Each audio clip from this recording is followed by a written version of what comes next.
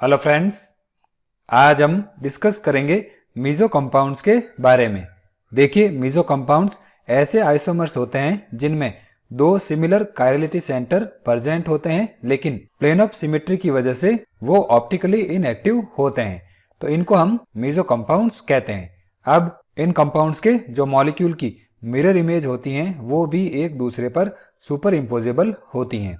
अब meso compounds को हम टार्ट्रिक एसिड के एग्जाम्पल से समझते हैं। देखिए, टार्ट्रिक एसिड की बात करें तो इसमें दो कायरलिटी सेंटर प्रेजेंट होते हैं।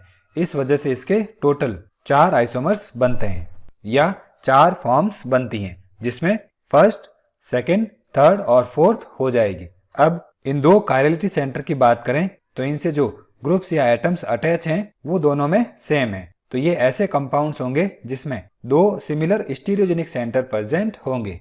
अब देखिए, अगर हम फर्स्ट और सेकंड फॉर्म की बात करें तो ये एक दूसरे की मिरर इमेज हैं और ऑप्टिकली एक्टिव होते हैं, तो इनको हम इनेंशियोमर्स कहेंगे। फिर अगर हम थर्ड और फोर्थ फॉर्म की बात करें तो इनको देखने से ये लग रहा है कि ये दोनों भी एक दूसरे की मिरर इमेज हैं और ऑप्टिकली एक्टिव है, तो ये भी इनेंशियोमर्स का पेयर होना चाहिए, लेकिन एक्चुअल में ऐसा होता नहीं है। देखिए, अगर हम इस मॉलिक्यूल को ध्यान से देखें तो इसमें यहाँ पर प्लेन ऑफ सिमेट्री प्रेजेंट होता है। अब अगर किसी कंपाउंड में सिमेट्री एलिमेंट्स प्रेजेंट होते हैं तो वो ऑप्टिकली इनएक्टिव होता है। देखिए, जब हम यहाँ पर सिमेट्री प्लेन ड्रॉ करते हैं तो इसके जो दो पार्ट हैं वो क्या करते हैं, एक दूसरे की जो ऑप्टिकल एक्टिविटी है उसको कैंसिल आउट कर देते हैं।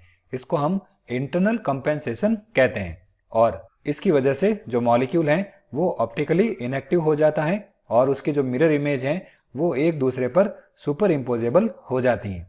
इसी तरह से फोर्थ फॉर्म की बात करें तो इसमें भी प्लेन ऑफ सिमेट्री प्रेजेंट है और यहाँ पर भी इंटरनल कंपेंसेशन होगा और ये ऑप्टिकली इनएक्टिव होगा।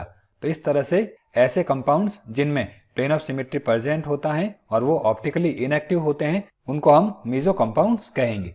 अब यहाँ पर हम टार्ट्रिक एसिड का एग्जाम्पल ले रहे हैं, तो इन दोनों फॉर्म्स को हम मीजो टार्ट्रिक एसिड कहेंगे। अब देखिए, अगर हम फर्स्ट और थर्ड फॉर्म की बात करें तो ये एक दूसरे के डाइस्टीरियोमर्स हो जाएंगे। इसी तरह से फर्स्ट, फोर्थ, सेकंड, थर्ड और सेकंड, फोर्थ भी एक दूसरे के डाइस्टीरियोमर्स हो जाएंगे। तो इस तरह से अगर हम फर्स्ट और सेकंड फॉर्म की बात करें तो ये एक दूसरे की मिरर इमेज होती हैं, तो इनको हम इनेंशियोमर्स कहेंगे।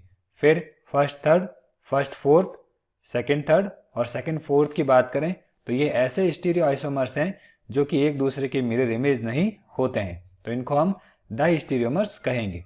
फिर थर्ड और फोर्थ की बात करें तो ये कंपाउंड्स ऐसे कंपाउंड्स हैं जिनमें प्लेन ऑफ सिमेट्री प्रेजेंट हैं और इंटरनल कंपेंसेशन की वजह से ये ऑप्टिकली इनएक्टिव होते हैं, तो इनको हम मीजो कंपाउंड्स कहेंगे।